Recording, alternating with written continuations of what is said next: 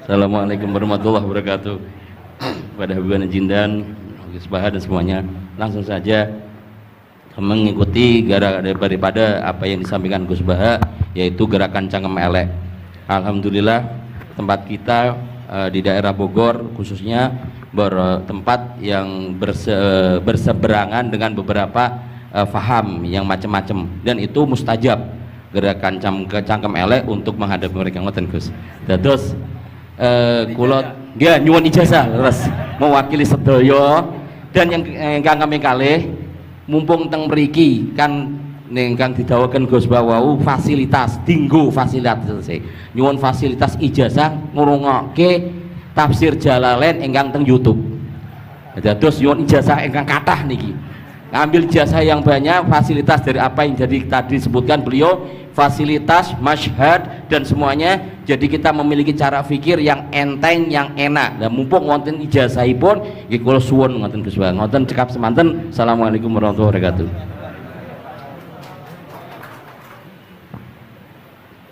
Assalamualaikum warahmatullahi wabarakatuh.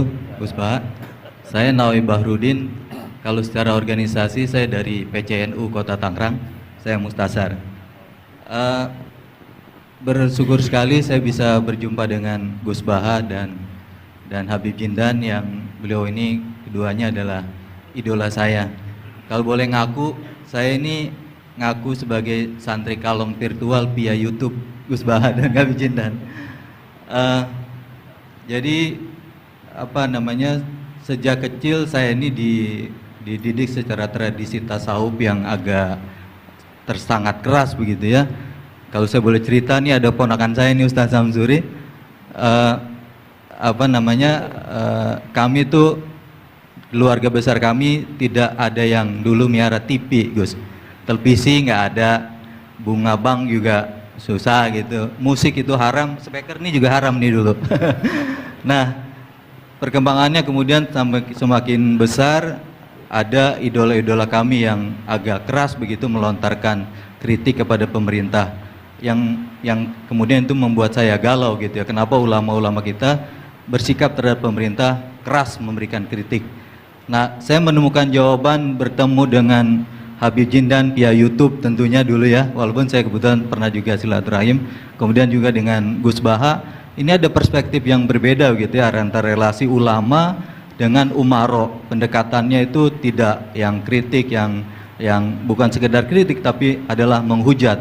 Nah ini saya temukan formula yang sangat menjawab kebutuhan saya pribadi, sehingga istri saya ini udah mulai cemburu sama Gus Baha karena saya terlalu sering nonton YouTube Gus Baha. Gitu.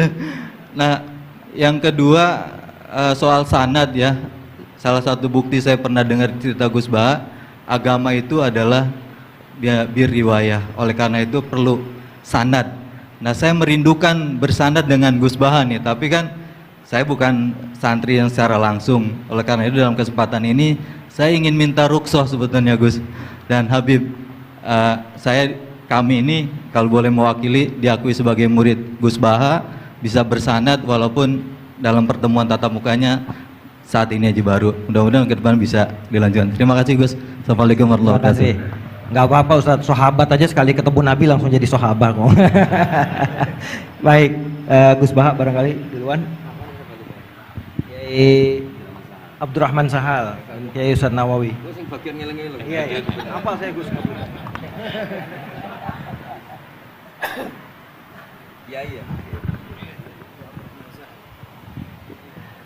Begini ya, masalah cangkem elek tadi ya. Bakat tuh sampean? Sudah, alhamdulillah sudah bakat. Karena kalau lewat Habib Jindan tidak pantas, beliau biar sempurna saja, tidak usah sanad itu. Jadi begini, dulu ketika Sulhul Hudaybiyah itu kan umat Islam sedikit sekali, terus dipaksa untuk pulang dari Mekah, tidak boleh umroh. Terus sahabat berkomitmen berani mati bela-belain Rasulullah SAW.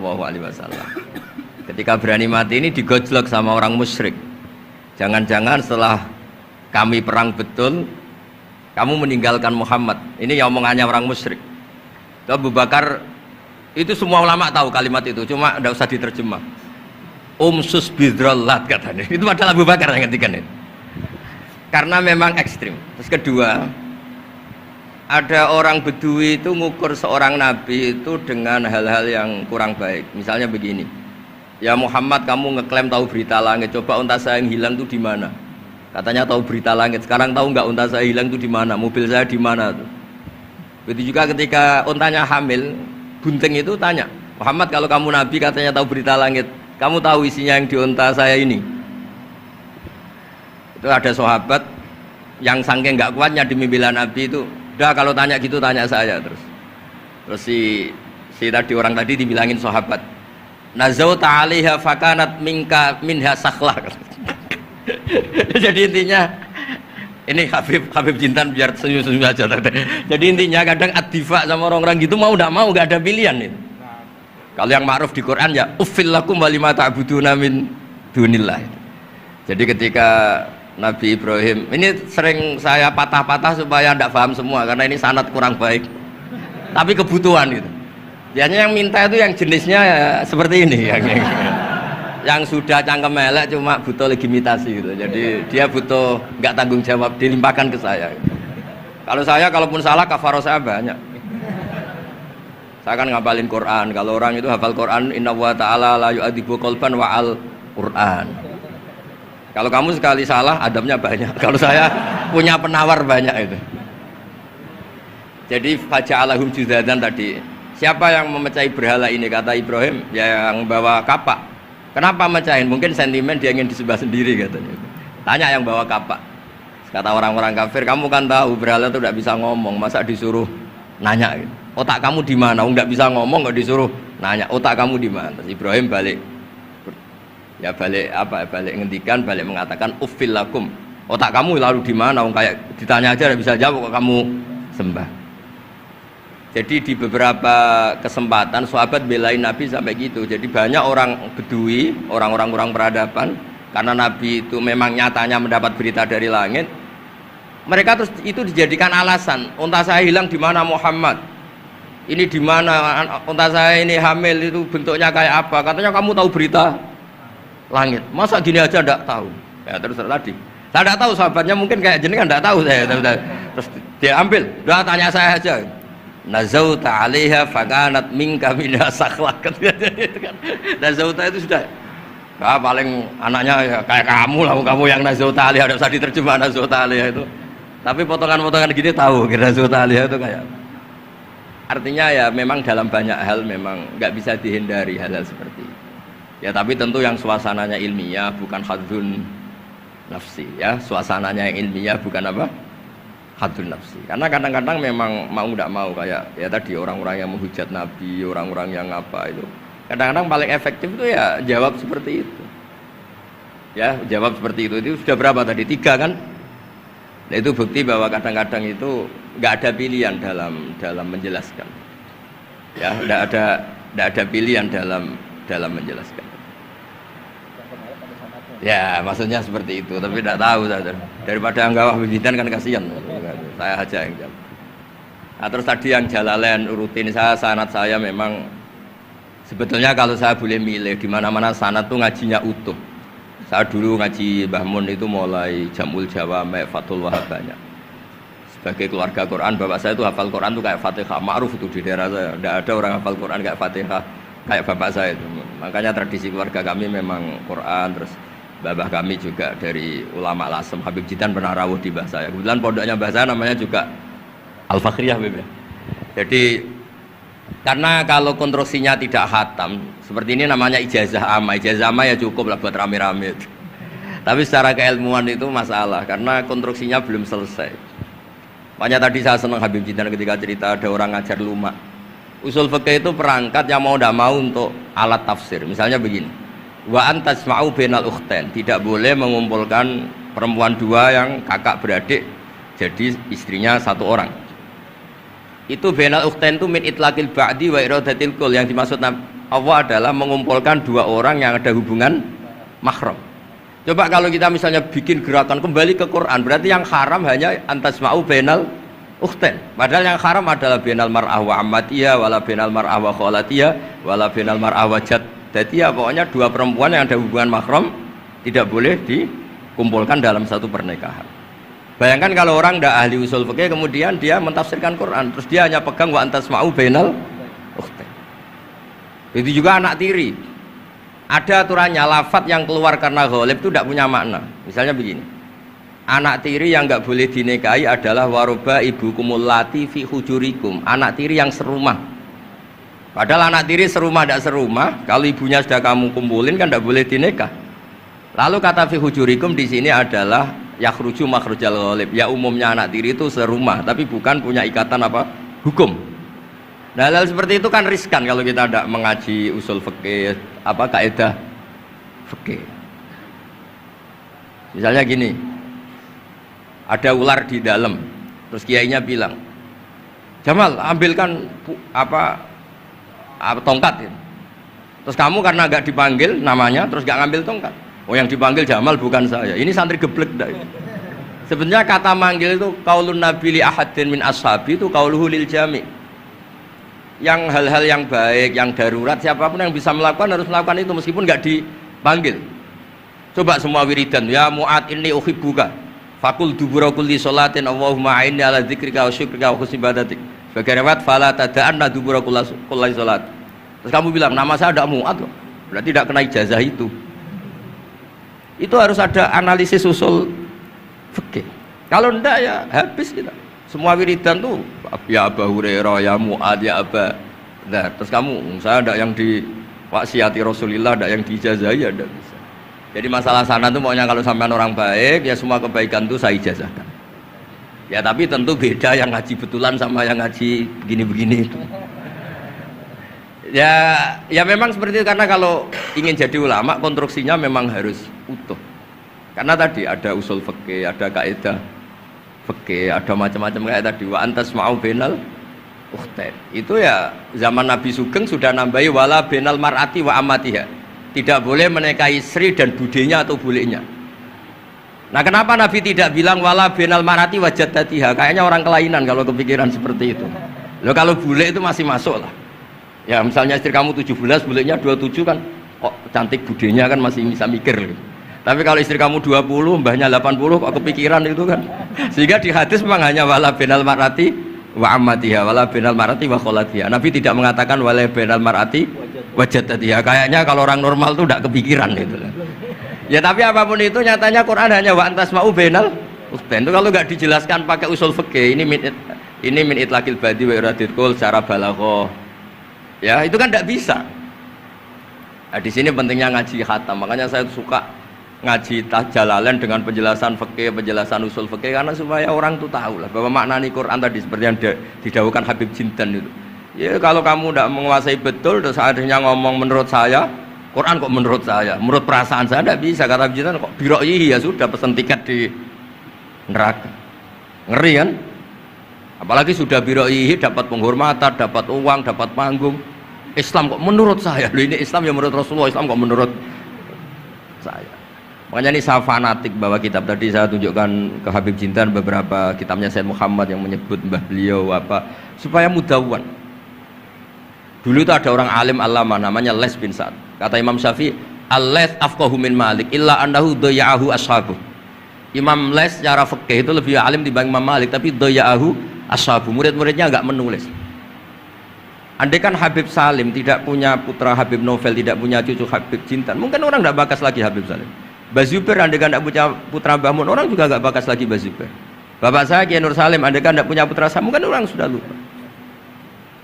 Dulu ini cerita yang paling ekstrim. Dulu Nabi Ibrahim pernah dikira Yahudi karena punya keturunan Yahuda bin Yakub bin Ishak bin Ibrahim. Ketika Yahuda punya perilaku tertentu seakan-akan itu dari mbah-mbahnya. Baru setelah Rasulullah SAW memaklumatkan ad-dinul hanif, ad-dinul Islam millatun hanifiyah, millata abikum Ibrahim, baru terpulihkan nama Ibrahim. Makanya kalau dalam nasihat Arab itu kama takarrama bi Muhammadin Adnan. Dulu orang tuh nggak tahu Adnan itu siapa, Qusay itu siapa, Kilab itu siapa. Gara-gara punya cucu yang bernama Rasulullah Muhammad SAW, Sayyidul Khalqi, orang nyari-nyari Abdullah itu siapa, Abdul Muthalib itu siapa, Hashim itu siapa. Akhirnya diketahui Sayyid Abdul itu orang yang ganteng, perilakunya baik. Abdul Muthalib itu orang yang pertama sering makan-makan, ngasih makan orang haji, gini-gini. dikatakan Syaibatul Hamdi karena terus orang ini dikatakan wasumi afisul bin Nabi sallallahu alaihi wasallam dzakara wa ta'ala walabba, ini dikatakan kusoi litakosi fi biladi atal kosia, terus dikatakan kilab lika seroti takalubi fil ardi karena orangnya aktif sering berjuang di mana-mana. Terus jadi makanya kalau jenengan punya anak punya cucu didoakan jadi orang baik karena status anda ini tertera cucu-cucu anda. Lho nggih misalnya bapaknya sampean alim terus putune nak domino di situ, mabuk-mabuk di situ. Itu disatakan makam keramat apa tempat mabuk.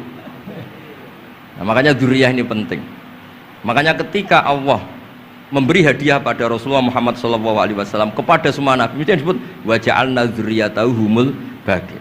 Ketika dikatakan kalimat tauhid juga wa ja'alaha kalimatam baqiyatan fi aqibi. Makanya ukuran orang baik itu ya anaknya, cucunya, apa-apanya, karena ini yang meneruskan status kita.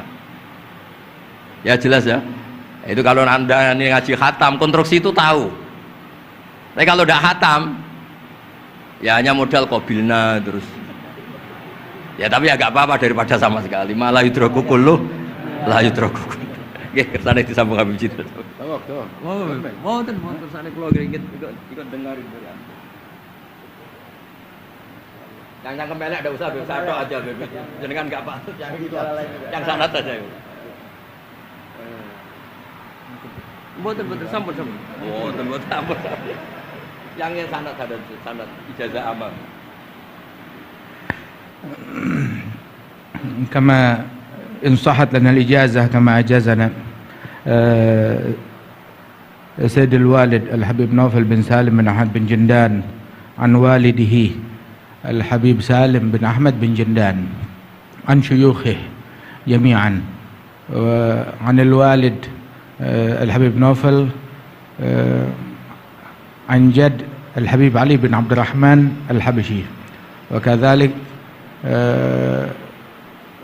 كما أجازنا الجد الحبيب محمد بن علي بن عبد الرحمن عن والده الحبيب علي بن عبد الرحمن الحبشي وكما أجازنا شيخنا ومربينا الإمام الحبيب عمر بن محمد بن سالم بن حفيظ عن شيوخه وكما أجازنا شيخنا الحبيب علي المشهور بن محمد بن سالم بن حفيظ وشيخنا السيد محمد بن علي بن عباس المالكي والحبيب عبد القادر بن أحمد السقاف والحبيب أبي بكر بن علي بن أبي بكر بن علي بن عبد الرحمن المشهور والحبيب زين بن إبراهيم والحبيب سالم بن عبد الله بن عمر الشاطري وأخيه الحبيب حسن جميع مشايخنا فبأسانيدهم إن صحت لنا الإجازة أجزناكم في تعلم والتعليم تذكر التذكير في الدعوة إلى الله تعالى وفي أذكار سادة بني علوي وفي كل ما يقربكم إلى الله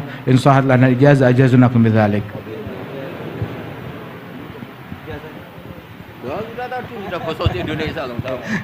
Jadi ijazahnya Gus Baha pakai bahasa Indonesia kan. Jadi kita belum qabil tuh tadi. Insyaallah ya, insyaallah. Ada al-idnu bima'na al-ijazah, insyaallah. Jadi sudah diizinkan yaitu ijazah cangkem elek tadi dengan ijazahnya pengajian beliau lewat medsos, insyaallah bil izin ya, karena kalau kita mengaji kitab itu tidak perlu ijazah lagi sebetulnya kalau udah qiraatan ala syekh bimana idnuhu wa ijazatuhu insyaallah.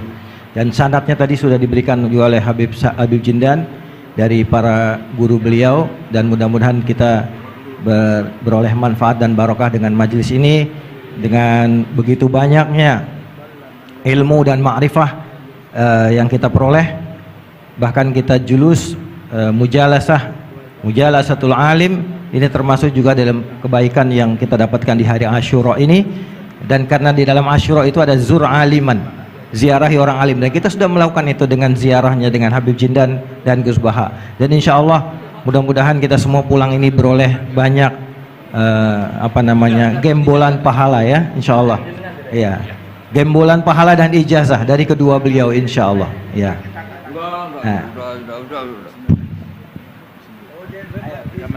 Ya, ajazatuhum kama ajazalana syekhuna wa syekhu syekhina Muhammad Zubair wa aslafuhu ila Rasulillah sallallahu alaihi wasallam. Bila ijazah wa tasharrafna bikum wa jazakumullah khairan katsiran. Kiai Yusuf Mansur mau ngasih ijazah nggak? Kali kalau Kiai Yusuf Mansur ngasih duit aja sama kita buat ongkos pulang. Setuju nggak kira-kira? Oh setuju katanya. Baik, baik. Alhamdulillah majelis kita berjalan begitu lancar, mudah, tidak ada gangguan kendala dan semuanya pasti karena barokah para masyayikh kita, para ulama-ulama aslafun saleh yang telah meridhoi dan ridho dengan majelis kita ini. Kita doakan guru-guru kita yang ada di depan ini, beliau-beliau semoga selalu diberikan sehat, panjang umur dalam doa, dalam memberikan manfaat dan ilmunya kepada kita semua, dan menjadikan kita semua yang ada di majelis ini juga selalu menjadi tullabul ilm yang istiqomah, yang selalu meneruskan, insya Allah kita teruskan kepada generasi penerus kita, anak-anak cucu kita dalam tradisi keilmuan ahlu sunnah wal jamaah yang insya Allah akan selalu eksis di bumi Nusantara ini. Amin ya rabbal alamin. Saya sebagai moderator mohon maaf jika ada kalimat yang keliru dan salah. Kita akhiri dengan membaca subhanakallahumma wa bihamdika asyhadu an la ilaha illa anta astaghfiruka wa atubu ilaik. Dan sebelumnya ada pemberian cindera mata oleh Yayasan Fakhriyah kepada Gus Baha dari Habib Jindan.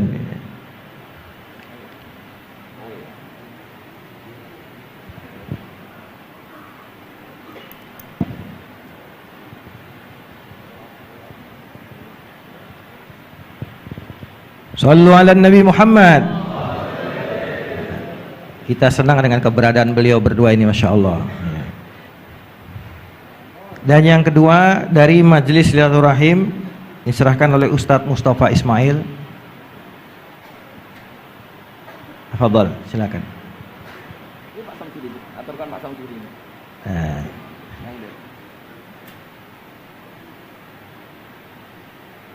Ini plakat nih banyak ini. Nanti Gus Baha di rumahnya banyak plakat ini.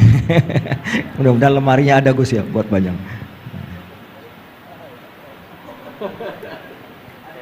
Buat Habib Jindan juga dan buat Gus Baha. Baik.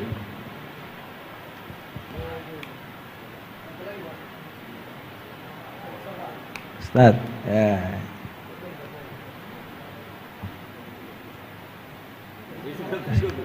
Nah, ini. Saking girangnya sama Gus Baha sampai lupa plakatnya mesti kasih. Salaman duluan, plakatnya belum. Baik. Baik, alhamdulillah, alhamdulillah. Alhamdulillah kita tutup majelis kita dan sekali lagi kami mohon maaf atas segala kesalahan dan kekurangan. Adanallahu wa iyyakum ajmain. Kita setelah ini ada majelis rohah nanti dipandu oleh MC dan saya sebagai moderator pamit diri dan alafumikum. Assalamualaikum warahmatullahi wabarakatuh.